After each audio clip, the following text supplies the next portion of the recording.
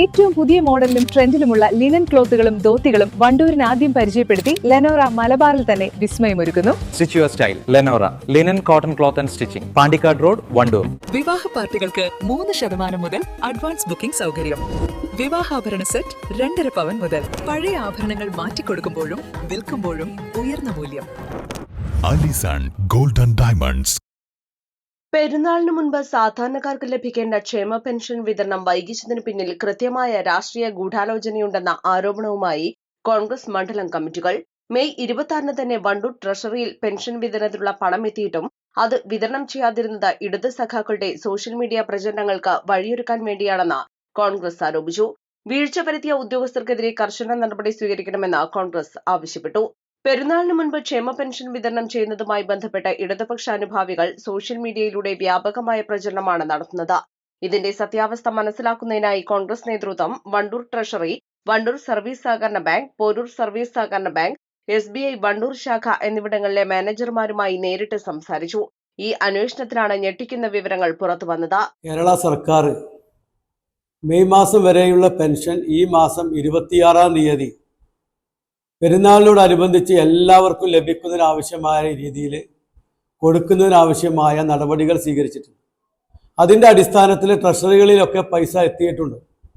എന്നാൽ വണ്ടൂർ പഞ്ചായത്തിലെ ഇത് വിതരണം ചെയ്യേണ്ട സർവീസ് സഹകരണ ബാങ്ക് അത് വാങ്ങിച്ച് കൃത്യമായി ജനങ്ങളിലേക്ക് എത്തിക്കുന്ന കാര്യത്തിൽ വളരെയധികം വീഴ്ച വരുത്തിയിട്ടുണ്ട് എന്നുള്ള കാര്യത്തിൽ യാതൊരു സംശയമില്ല.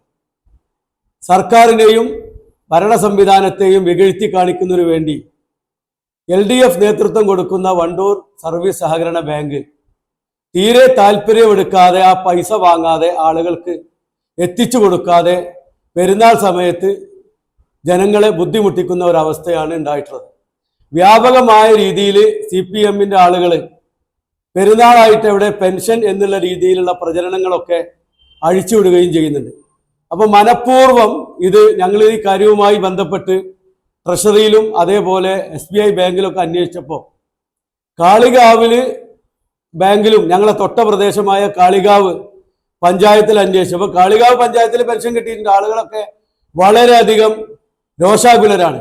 എന്തുകൊണ്ട് ഇവിടെ എല്ലാ സ്ഥലത്തും പെൻഷൻ കൊടുക്കുന്നില്ല എന്നുള്ള ഒരവസ്ഥ. അപ്പോൾ അത് കൃത്യമായി അന്വേഷിക്കുകയും എന്നാൽ വണ്ടൂരിൽ സർവീസ് ബാങ്ക് അതിൽ അലംഭാവം കാണിച്ചിട്ടുണ്ട്.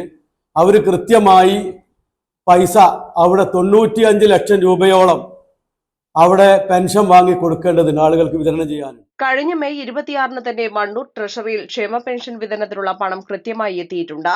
അന്നേ ദിവസം തന്നെ ബന്ധപ്പെട്ടവർ ചെക്ക് പ്രസന്റ് ചെയ്തിരുന്നുവെങ്കിൽ അന്നു തന്നെ പണം വിതരണം ചെയ്യാൻ കഴിയുമായിരുന്നു.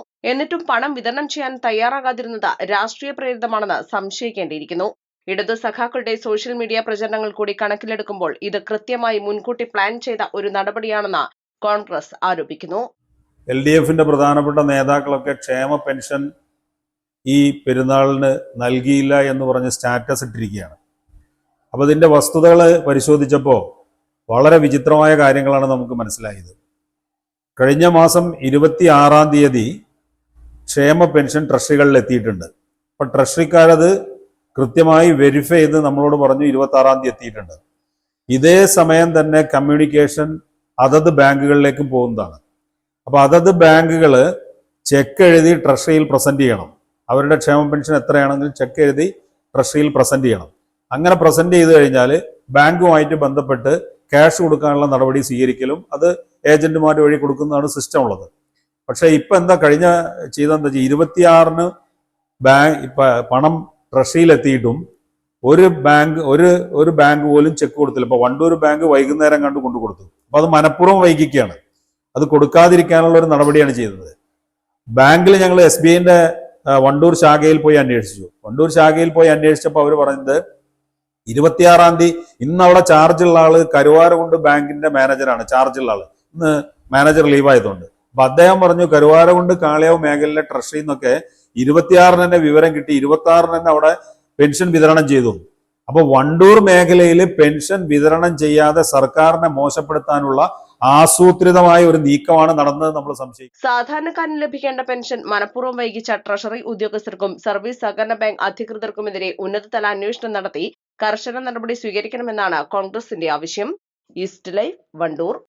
വെഡിംഗ് ആഭരണങ്ങൾ, ലൈറ്റ് വെയ്റ്റ് ഡെയിലി വെയർ ആഭരണങ്ങൾ, ഡയമണ്ട് ആഭരണങ്ങൾ എന്നിവ ഏറ്റവും കുറഞ്ഞ പണിക്കൂലിയിൽ നിങ്ങൾക്ക് സ്വന്തമാക്കാം. Haya gold and diamonds, Wandoor and Elankur.